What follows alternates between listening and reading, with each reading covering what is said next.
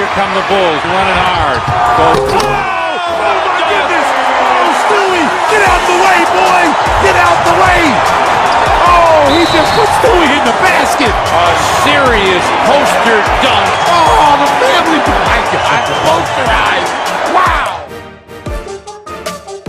So what happens if you take the literal best of the best, the greatest every franchise has to offer, and let them duke it out for a full 82-game season and playoffs? Chaos. Literal chaos. Well, since somebody had to lose these games, there ends up being nearly 3 60-win teams. The Los Angeles team people actually care about, the Celtics of course, and the Kings. Their roster is better than what might first come to mind, but Peja Stojakovic as the starting small forward on an all-time team, fans and media alike were puzzled. Behind these teams, only the Sixers and Rockets end up winning 50 or more games, Philly ironically doing so without practice, and the rest of the playoff squads end up around the mid-40s. Of course, the Celtics and Lakers end up having their battles that should precede the NBA Finals, but the most entertaining rivalry ends up being between the Heat and Bulls, who finish within a game of each other in the standings as MJ and LeBron provide their case for mid. With so much talent in the league, scoring for any individual player gets hard to come by, but Tracy McGrady takes the scoring title, averaging 26.5 points a game. He also takes the Orlando Magic exactly nowhere, as Shaq and Dwight's chemistry problems over who the real Superman was practically destroys that team from the inside, and they do not qualify for the playoffs. The MVP of the league makes a fool of the competition as Oscar Robertson reclaims it, playing in Chuck Taylor's averaging a near triple-double. The sixth man of the year hails from LA with a bit of magic off the bench. Magic on the bench? Irvin Magic? Well, turns out their best lineup to space the floor involves starting the logo. Plus, when you have a roster full of MVPs, there really is no great option for the second unit. But it made no difference. Nobody in LA is stat counting unless they're playing for the Clippers. The defensive player of the year is unsurprisingly Bill Russell, as it turns out he was absolutely correct.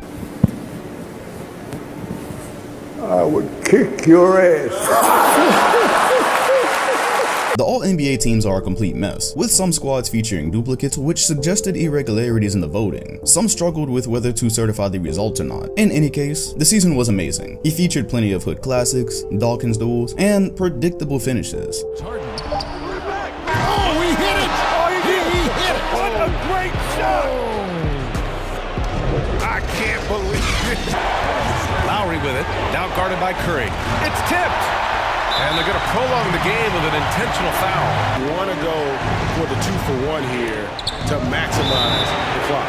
Love seeing O'Neal use his body to come up with those blocks. Inside. Yes!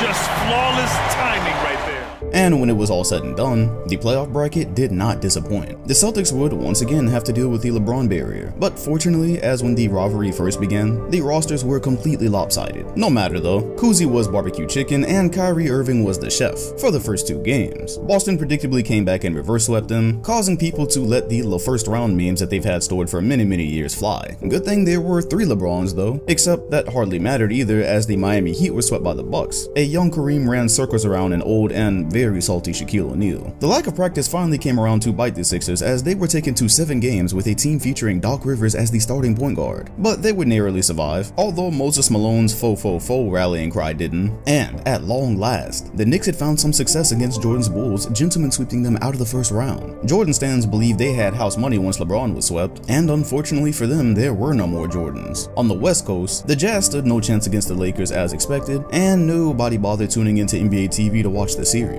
This set up a rather quick route to the much anticipated Battle of LA, which had been a hood classic throughout the season, only for the Clippers to once again not show up due to being waved off the court in 6 by Damian Lillard. In a rare change of pace though, the Battle of Texas absolutely would not disappoint. After falling down 3-1, the Rockets would again rattle off 3 straight to unseat the unanimously more respected Texas franchise. And below them, reality would finally set in for Sacramento as they would catch the worst possible first round matchup in Golden State. KD's spats with Draymond and Wilt Chamberlain's fascination with the era of Instagram models often derailed the team throughout the regular season, but when it was time to win, everybody was on the same page. They'd go on to defeat the Kings in 7, and the Chuck Taylor MVP would suffer a predictable first round out. Back on the East side, while the Knicks could take pride in finally having conquered Jordan, in reality that series was only a contest for who would be fed to the Celtics. Larry Bird owned the Garden per usual, and they sat comfortably in the conference finals waiting for the results of a grueling semifinals between Milwaukee and Philly. Ray Allen couldn't stay in the same neighborhood as AI, who dropped nearly 60 in game 1, but Dr. J had no clue how to guard a demigod. The games were intense, mostly nail-biters, but in the end, Giannis's bag was just a bit too limited to finish things in the direst of moments. The Sixers would narrowly escape, leading to one final boxing match between Dr. J and Larry Bird. Even with all-time talent, the Blazers were still too thin to help Damian Lillard pass his toughest matchups, as the Lakers would advance in 6, sending Lillard to another offseason so he could work on a new album. Meanwhile, in completely expected news, the Rockets would take their lumps from Steph Curry in a competitive series where the ultimate outcome was never a mystery. Harden had been able to force a 7th game in Houston, but win-or-go-home games against the Warriors in Houston were typically never great news for the Rockets. That set up the dream conference finals between, once again, the Warriors and LeBron. Of course, the Eastern Conference finals would come down to Russell and Wilt, and in their typical battles fashion, Chamberlain would secure the stats while Russell would secure the trophy. Boston made quick work of this series in 5, as it became quite clear that this roster from top to bottom was far superior to anything the East had to offer. Ironically, many Celtics detractors began to claim that they played in an easy conference with no competition, and considering who that argument was coming from, it was just too good to be true. However, out west, the Lakers and Warriors were nearly evenly matched. LA had more legends, but Golden State had Run TMC and the We Believe Warriors backing up the best fitting starting 5 of all time. The sheer amount of points the Warriors could put up, and their having Wilt Chamberlain and Nate Thurman to guard the Lakers bigs, proved too much for LA to overcome over the course of a series. Golden State would narrowly pull this out in 7, as LeBron not only suffered yet another loss to them, but was now 0-3 in this year's playoffs alone. LeBron stands argued that it was better to lose in the first and third rounds rather than just the first. And with that, the Warriors effectively sabotaged the expected Celtics and Lakers finals, but provided the duel between Bill and Wilt the natural ending to all of this. Boston would go on to win the first 2 games, shifting things to a competitive 3rd game in the Bay, and the Warriors were second to none, so it came as no surprise that they pushed Boston to the brink in the first home game, and were probably on their way to tying the series. It's just a shame for them, and the rest of the league really, that Larry Bird was a thing. For the win!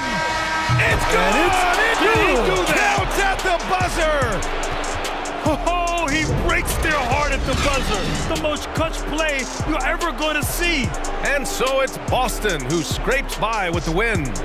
And this was an emotional win for them, no doubt about it. And with that, the series was effectively over. Sure, if the Warriors were the ones up 3-0, there might have been some suspense. However, the Celtics had barely seen any competition up to this point, and that probably was not going to start for the first time in the finals. They would go on to complete the clean sweep, cementing themselves as the greatest of the greatest. Bob Cousy would go on to cruise to the finals MVP, landing Steph Curry fans in absolute shambles. The man wasn't quick, but he knew how to pass to other Hall of Fame players. It's just too bad it wasn't the Lakers there to take the L. Not sure Jerry West could have handled that, he might have retired on the spot. Anyways, with that being the ending, this was one of many sims that we're going to be doing this year live on Twitch. We did this one live on Twitch, it took around 2 or 3 hours, and there are some definite improvements from what we used to do on PC and PlayStation 4. Load times are infinitely quicker. The computer still does dumb shit, but it's not exactly as dumb as it was. A lot of the star players are better than they were. Michael Jordan, he held it together really nicely until the playoffs. I have no clue what happened, but for the season he was looking like we thought he would look when we were doing it on PC. Either way, follow me on Twitch to catch these and other games played live.